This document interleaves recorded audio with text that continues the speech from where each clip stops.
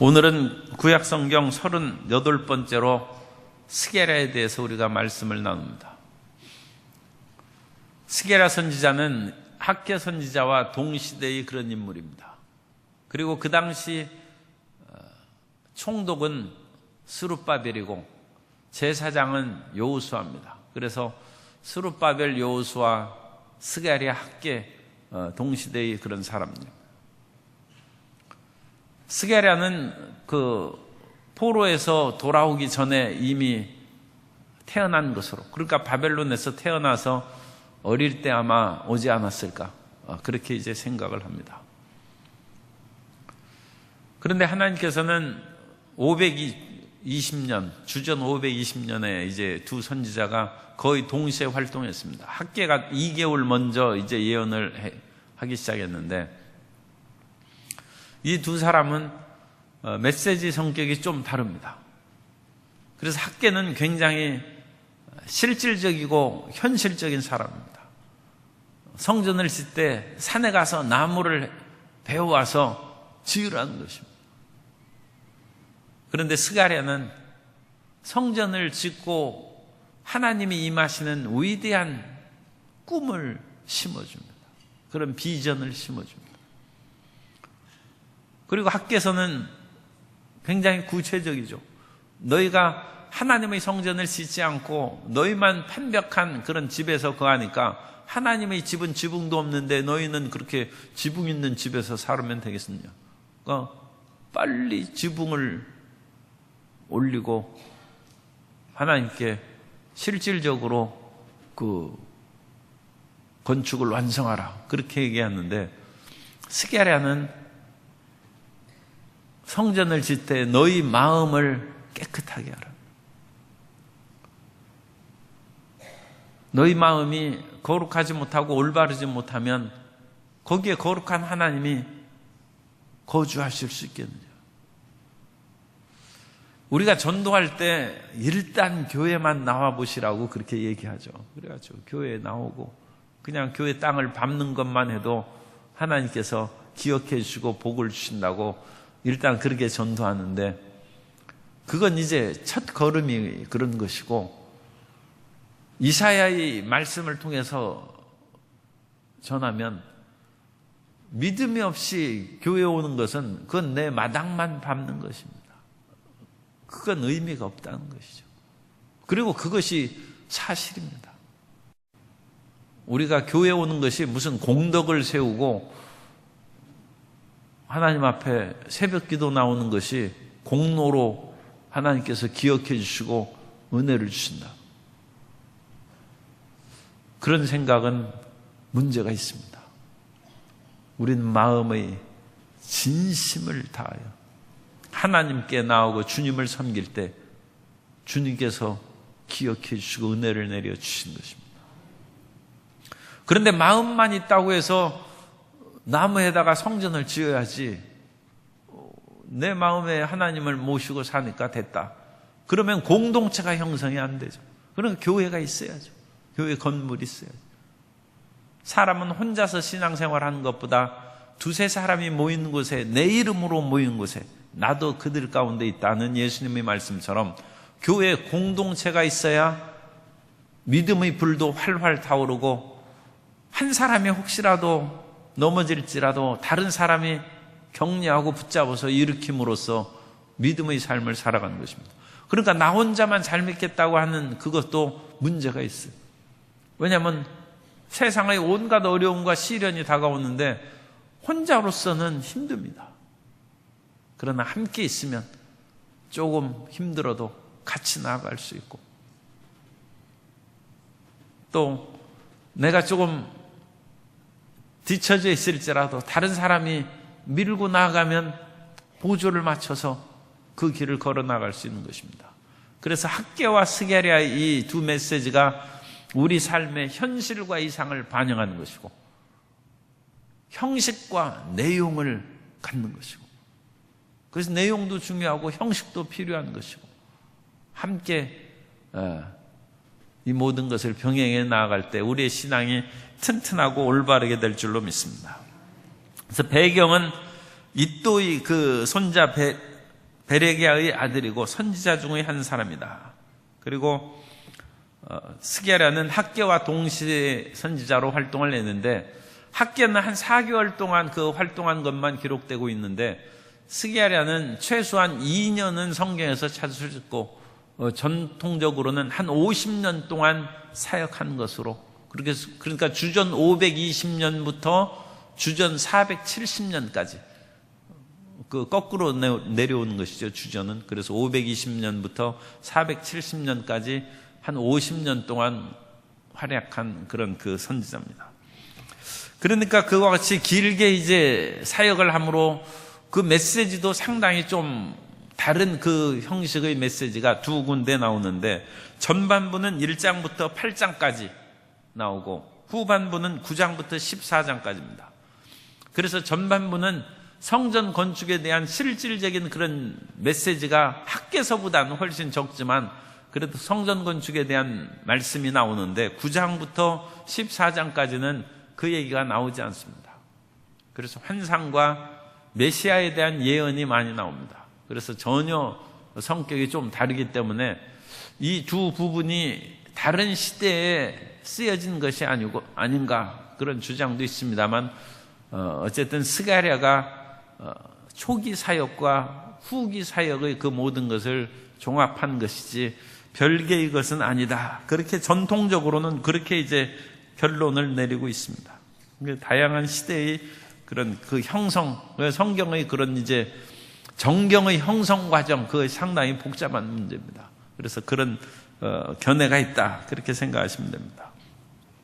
그래서 목적은 어쨌든 전반부에서는 성전 건축이 목적이고, 그런데 성전 건축을 하되 너희 마음의 진실함과 경건함으로 성전을 건축함으로써 실질적인 성전 건축이 의미가 있다. 그것이 이제 핵심입니다. 핵심. 그러니까 교회에 나온 것이 중요하지만 마음을 다하고 힘을 다하여 교회에 나오는 것이 중요하다. 나는 마음만 있으니까 집에서 그냥 누워서 기도한다. 그러면 안 되죠. 이 새벽에 그렇게 나와서 기도하는 그 자체도 의미가 있으나 더 중요한 것은 그 안에 참된 믿음과 사랑으로 나오는 그것이 이제 더 필요한 것이다. 그래서 학개와 스게랴를 우리가 이제 다 결합을 해야 됩니다. 후반부에서는 이제 메시아에 대한 그런 예언 말씀과 종말에 대한 그런 말씀이 이제 많이 나오는데, 특별히 스게랴 11장 13절에 보면 야훼께서 내게 이르시되 그들이 나를 헤아린 바 그 삭슬 토기장이에게 던지라 하시기로 내가 곧 그 은 30개를 야훼의 전에서 토기장에게 던지고, 그래서 은 30개를 토기장에게 던지고 그 토기장의 밭을 산 것이 그 유다의 배신과 나중에 후회해서 은 30을 도로 주심에 그것으로 이제 토기장의 그런 나그네의 묘지를 산 것을 이제 보여주고 있습니다. 그래서 이 스게랴의 예언이 예수님에 대한 그런 예언으로 연결된다. 그걸 우리가 알 수 있습니다. 내용 개요, 세 번째 내용 개요를 보면, 그래서 서언은 1장부터 6장까지 이제 6절까지 1절부터 6절까지 그렇게 서언이 되어 있는데, 1장 3절을 우리 다 스게랴 1장 3절을 다 같이 읽습니다. 그러므로 너는 그들에게 말하기를 만군의 야훼께서 이처럼 이르시되 너희는 내게로 돌아오라. 만군의 야훼의 말이니라. 그리하면 내가 너희에게로 돌아가리라. 만군의 야훼의 말이니라. 그러나 성전 건축하는 그것이 중요하지만 하나님께 돌아오라는 거예요. 우리 마음이 하나님께 돌아오면 하나님께서도 돌아오신다. 우리 마음이 하나님을 찾으면 하나님께서는 복의 근원인데 복이 우리에게 돌아온다는 것입니다. 그 마음을 바르게 갖는 것이 하나님의 복을 받는 것이고 치료를 받는 것이고 하나님의 생명이 임하는 길이다. 그러니까 우리는 외부적인 것을 자꾸 너무 먼저 신경을 쓰지 말고 마음을 돌이키면 주님께서 우리 마음을 항상 헤아리십니다. 항상. 심령을 살피시는 하나님이라고 했어요. 그래서 우리 마음이 하나님을 향하여 부끄러움이 없으면, 시인 윤동주는 하나님을 향하여, 그야말로 하늘을 향하여 한 점 부끄러움이 없기를 그렇게 바랬는데, 믿음을 가진 우리가 그런 마음을 가지면 주님께서 우리를 기억하시고 반드시 우리를 도와주실 줄 믿습니다. 그 다음에 이제 스게랴 1장 7절부터 6장 8절까지, 그러니까 전반부의 대부분이죠. 이 모든 부분은 8개의 환상이 기록되어 있는데, 이 환상은 상당히 난해합니다. 난해해서 스게랴 자신도 잘 모르고 하나님의 사자가 그것을 해석해 주는 그런 내용으로 진행되고 있습니다. 오늘날에도 이 스게랴의 환상을 해석하는 것이 간단하지가 않습니다. 그래서 첫 번째, 붉은 말을 탄 화석류 나무 사이에선 야훼의 사자들이 이제 환상이 나옵니다. 붉은 말을 탔다는 것은 전쟁과 어떤 그런 심각한 상황을 상징하는 것입니다. 붉은 피를 상징하기 때문에. 그러나 그것이 꼭 나쁜 것이 아닌 것은, 화석류는 좋은 나무고, 이 독임향이라고 해서 수전절과 같은 절기 때 그 나무로 이제 집을 짓거나 여러 가지 그것을 흔들어서 예배하고, 그런 이제 화석류입니다. 거기에 야훼의 사자들이 섰기 때문에 그것은 하나님께서 어려움과 전쟁의 위험 가운데도 지키고 돌보신다는 그런 의미가 담겨 있습니다. 그리고 나서 이제 심판에 대한 메시지가, 내 뿔과 내 대장장이 환상, 그것은 주변을 내 나라죠. 동서남북 주변의 그런 국가들을 심판하신다. 이스라엘을 괴롭힌 나라들을 심판하신다. 그러니까 심판을 통하여 우리도 함께 어려움을 겪을 수 있어요. 그러나 그 심판이 지나가면 주변의 모든 잘못된 것은 제거되고 사라지는 거예요. 시튼의 동물기라는 그런 거에 보면 이제 새들이 모래 목욕을 합니다. 이 닭들이 흙 목욕을 못 해가지고 진드기가 생기고 이 기생충이 생기니까 이 닭에게 기생충을 진드기나 그런 것을 없애기 위해서 살충제를 뿌리는데, 정말로 옛날 수십 년 전에는 우리가 참 그러면서도 참 살아났다는 것이 놀랍죠. 옛날에는 이 변대가 많아가지고 DDT 가루를 몸에 뿌려요. 그거 아주 독성이 대단한 것입니다. 옛날 조윤기 목사님 말씀에 의하면 그걸 온몸에 하얗게 이제 뿌리고 분바르듯이 그렇게 이제, 그럼 완전히 죽는 것이죠. 이나 빈대인데 다 죽는 거죠. 그런데 사람이 왜 살아있느냐? 사람은 빈대보다 체중이 훨씬 많이 나가니까 그 독성으로 이는 죽는데 사람은 이제 안 죽는 거예요. 그러니까 닭도 마찬가지죠. 진드기 그런 것은 죽는데 그 살충제의 독성이 닭 고기에도 남아있고 계란에 스며들어가서 남아있는. 그런데 심판의 그런 일이 있을 때, 물론 하나님의 백성들을 딴 데로 옮기셔가지고 하는 그런 때도 있지만, 온 나라와 민족이 홍수라든지 가뭄이라든지 그런 심판을 받으면 하나님을 믿는 백성들도 영향을 받지 않습니까? 그런데 그런 심판의 와중에서 악한 자들은 사라져버리고 하나님의 백성은 살아남는 거예요. 그러니까 좀 어려움을 같이 이렇게 겪고 그런다 할지라도 믿음을 굳건해야 돼. 굳건해서 우리는 살아남는다는 거예요. 살아남고 이나 빈대는 죽는 것이고. 그래서 이 내 나라의 지역에 심판할 때 그 백성들은 살아남고, 4번에 보면 이 세 번째 이제 환상이죠. 그래서 청량줄을 잡은 사람으로 묘사된 예루살렘은 회복된다. 주변의 내 뿔과 내 대장장이, 주변 국가들은 심판받는데 예루살렘은 살아남고, 예루살렘은 얼마나 더 크게 번영하는지, 이 주변의 나라들이 연약해지니까 번성하는 것이죠. 오늘날 우리나라는 지금 상당히 조심해야 될 그런 상황이 있습니다. 왜냐하면 주변의 국가들이 연약해지면 우리나라가 팽창합니다. 당연히죠. 그런데 주변 국가들이 지금 강성한 때, 일본에도 지지율이 옛날에는 별로 형편없었는데 그 총리에 대한 지지율이 굉장히 높아요. 요즘에 인기가 좀 떨어졌는데 다시 북핵 문제로 오르고 있다고 합니다. 어쨌든 강성하고, 북한, 또 중국, 러시아, 그리고 미국도 지금 힘이야 뭐 어떻게 옛날하고 뭐 더 세졌는지는 모르지만 말에 있어서는 지금처럼 미국이 강한 때가 없어요. 우리나라 조심해야 됩니다. 나라를 할 때, 그런 때는 총알이 빗발칠 때는 고개를 숙여야죠. 그런데 이스라엘이 이 주변 나라가 없으므로 청정줄을 잡은 사람들이 성벽이 터져나갈 만큼 도시가 팽창한 거예요. 사람이 풍요함이 넘쳐나가지고 곡간을 헐고 새로 짓는 것이죠. 그런 풍요함이 있다. 그러니까 하나님께서 그런 축복과 은혜로 채워주시기를 바랍니다.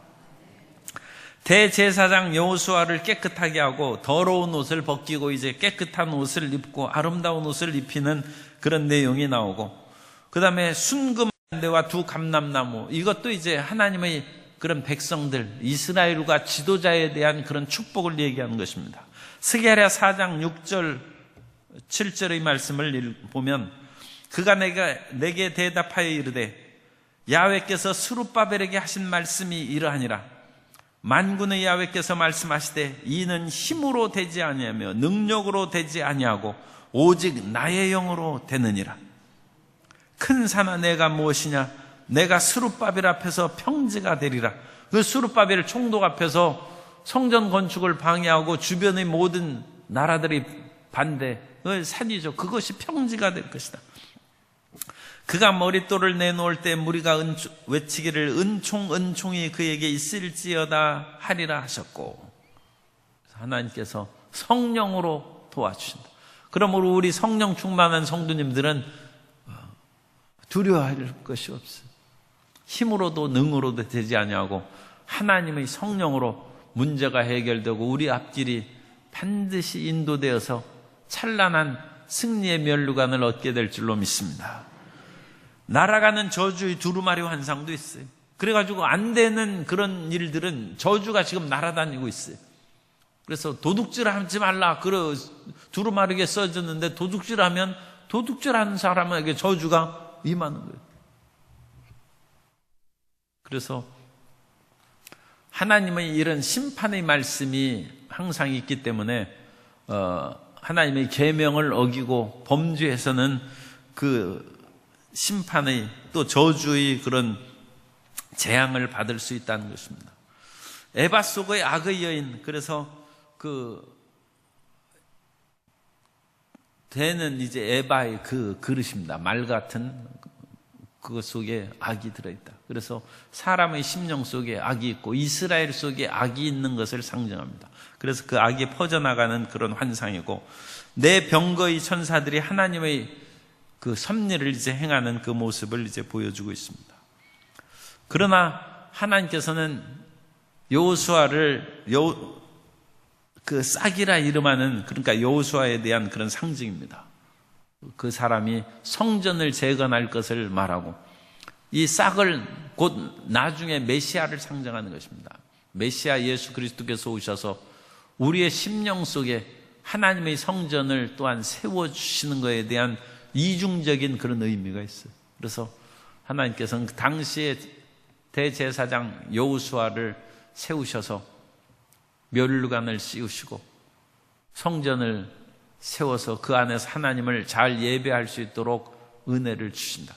그것이 이제 6장까지, 우리가 6장 그 후반부를 읽었는데 그까지의 내용입니다. 그래서 하나님께서는 환상과 이 놀라운 비전을 통하여 성전을 지켜 하고, 그리고 성전을 지을 때 그냥 짓지 않게 하시고 그 마음을 거룩하게 해서 하나님의 성전을 지어야지, 마음에 거룩함이 없이 지으면 그건 벽돌로 그냥 세우는 것이죠. 그러니까 그런 성전은 그 의미가 없습니다. 그래서 하나님에 대한 진실한 믿음으로 성전을 지으면 하나님께서 그곳에 임하시고, 왜 성전이 있어야 된다고 그랬죠? 하나님이 계셔야 하나님의 생명이 흘러나오는 것입니다. 하나님은 만복의 근원이기 때문에 하나님의 임재를 상징하는 것이 성전이요 교회입니다. 그래서 하나님이 임하셔야 우리에게 생명이 나타나고 치료가 나타나고 모든 원수의 세력이 떠나가는 하나님의 보호하심이 임하게 되는 것입니다. 금식에 대해서도 이제 나옵니다. 금식도 그 유인물에 보면 성전 멸망 애도일 5월 그달리아 같은 지도자가 사망한 날, 이 마지막 유다가 멸망한 후에 세운 지도자가 그달리아입니다. 그래서 그런 사람이 돌아가셨을 때 금식하고 애통했어요. 그런데 그 금식하고 애통하는 그것이 너희의 종교적인 의식을 위해서 금식한 것이냐, 나를 위해 금식한 것이냐. 스가랴 7장 5절에 보면 온 땅의 백성과 제사장들에게 이르라. 너희가 70년 동안, 오랫동안 기도했죠. 그죠? 70년 동안 5째 달과 7째 달에 금식하고 애통하였거니와 그 금식이 나를 위하여 한 것이냐. 참 이건 놀라운 말씀입니다. 하나님은 알고 계시죠. 70년 동안 금식했어요. 그런데 하나님이 물으시는 것입니다. 그것이 정말 하나님을 위해서 금식한 것이냐. 너희 자신을 위하고 너희 종교적인 의식과 형식을 인해서 금식한 것이냐. 그건 별로 의미가 없지 않습니까? 그래서 우리가 오래 기도하는 것도 중요하지만 짧게 기도하더라도 하나님을 진심으로 찾고 하나님을 앙망하는 기도를 올리면 주님께서 기뻐하실 줄 믿습니다. 이 70년을 기도했는데 헛금식한 것이 헛금식. 그래서 올바른 금식을 행하라. 하나님을 정말로 찾고 올바르게 살아가는 그것이 이제 올바른 금식이다. 종말에 대한 그런 예언은 이제 길고 복잡하기 때문에 이 종말에 대한 예언은 메시아의 예언에 대해서만 말씀을 드리려고 합니다. 그래서 스가랴 9장부터 14장까지 종말과 메시아의 예언은 정말로 풍성한 예수 그리스도의 십자가 사건에 대한 예언입니다. 그래서 이 풍성한 예수 그리스도의 십자가 사건은 그 유인물에는 제가 쓰지 않았습니다만 굉장히 많아요.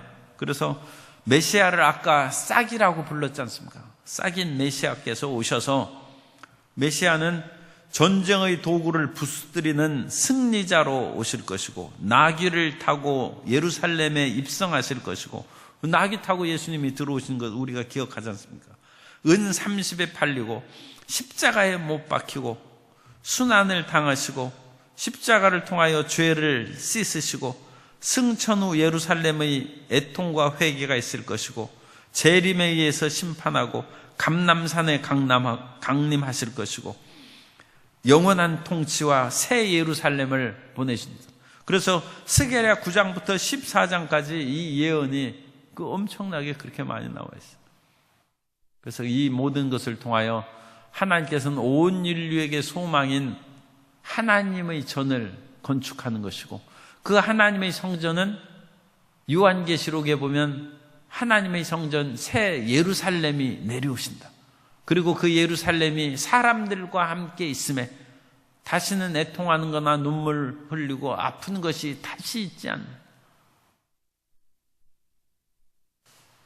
그래서 오늘 우리는 하나님께서 우리 광주 순복음교회를 주셔서 예배드리게 하신 것을 감사하고, 이곳을 정말로 신령과 진정으로 예배드리는 성전이 되어서 이곳에 들어올 때 항상 그래야 되지만 어쨌든 들어올 때는 그래도 마음을 변화시켜서 들어와야죠.